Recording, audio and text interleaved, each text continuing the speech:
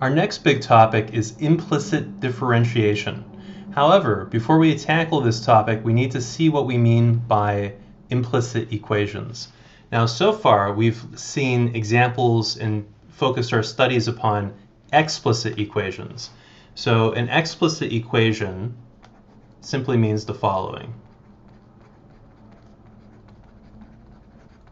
It means that one variable, so the dependent variable y, can explicitly be expressed as a function of the independent variable x. So in other words, an explicit equation takes a form y is equal to some function of x. So we've seen numerous examples of functions of this kind, and we've basically developed our calculus tools thus far solely to deal with this scenario. So here one variable is an explicit function of another variable. Now the terminology comes from the English use of these words. So explicit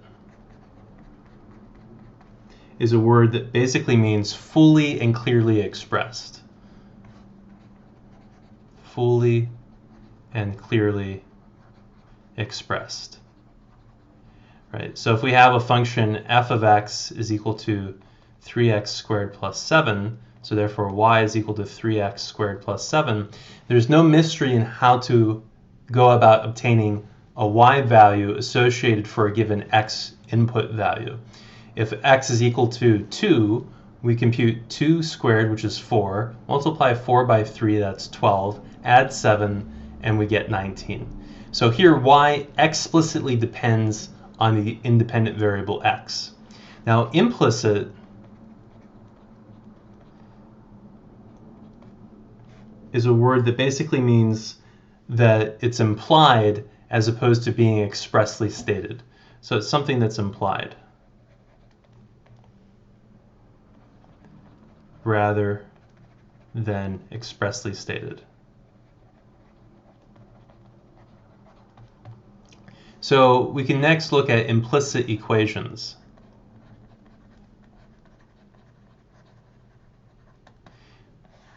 So an implicit equation is basically any equation that involves a mixture of two variables.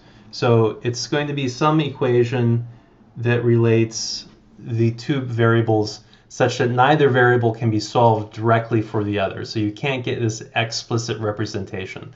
So it's an equation that involves two variables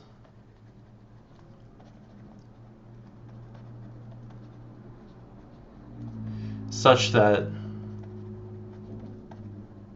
neither variable may be explicitly stated in terms of the other.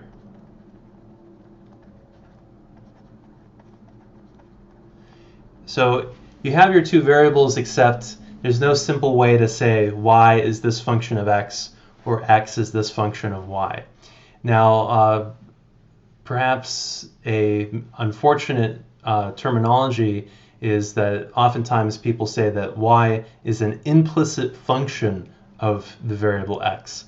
I don't use this terminology because y in these sorts of implicit equations, y is truly not a function of x. So most of the time, the reason you can't solve for one variable in terms as an explicit function of the other variable is because the equation has a graph, and that graph is a curve that does not satisfy the vertical line test.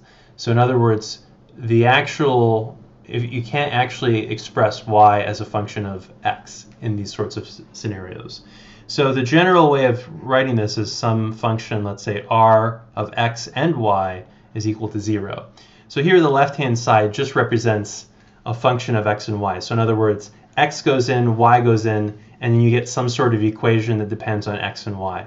For example, x cubed plus 3x squared y plus y cubed plus xy squared equals 0 is an implicit equation, right?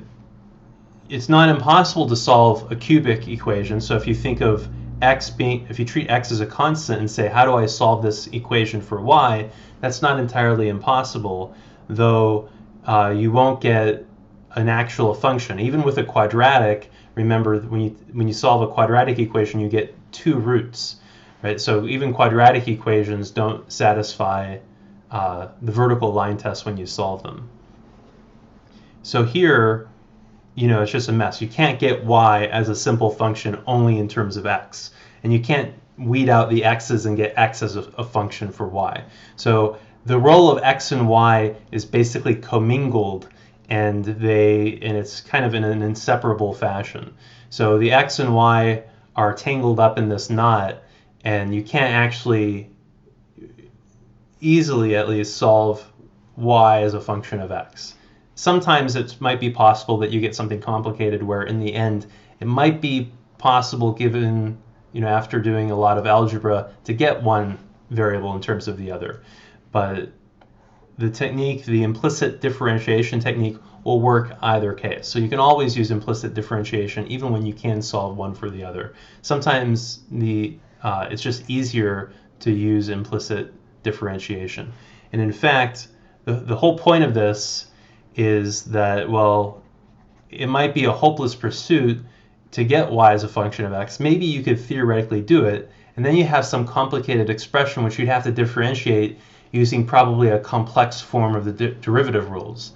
Using implicit differentiation, however, we can basically just look at this and differentiate it as easy as, in this case, taking the derivative of x cubed or x squared, or a simple application of the product rule. So it becomes quite simple to actually differentiate an equation like this and solve it for dy dx.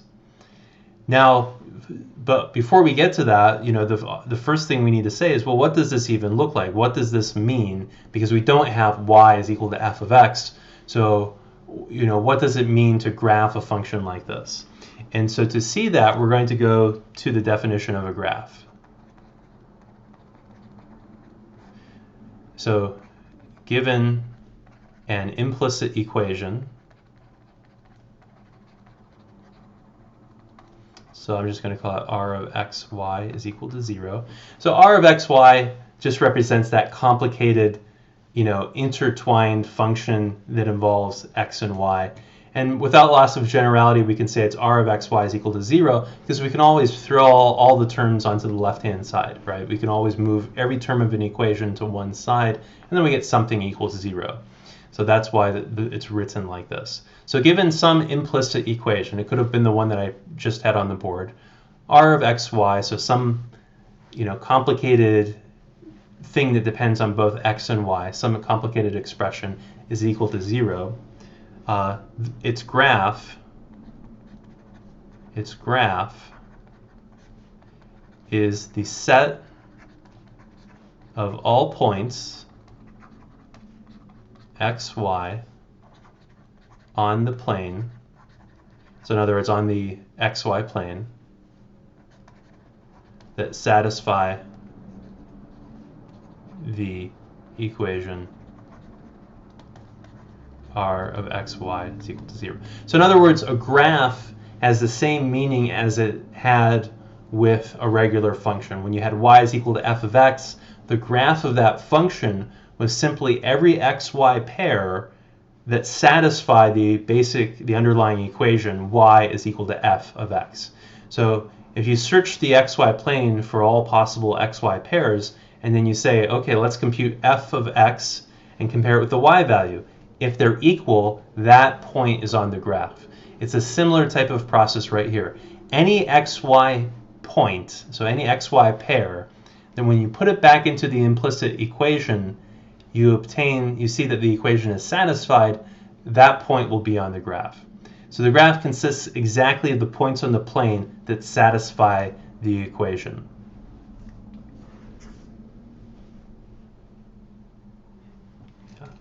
So next we're going to do some examples, and that will be in our next lecture, our next video.